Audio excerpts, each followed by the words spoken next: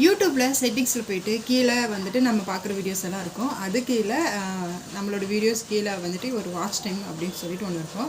அதில் போய் பார்த்தோன்னா ஒரு வாரத்தில் நம்ம யூடியூப்பில் எவ்வளோ நேரம் ஸ்பெண்ட் பண்ணியிருக்கோம் அப்படின்னு சொல்லிட்டு இருக்கோம். இதே மாதிரி எல்லா சோஷியல் மீடியாலுமே நம்ம போய் பார்க்கலாம். ஒரு வாரத்தில் நம்ம எவ்வளோ நேரம் சோஷியல் மீடியாவில் ஸ்பெண்ட் பண்ணுறோம் அப்படின்னு சொல்லிட்டு நமக்கு தெரியும். ஓகேவா?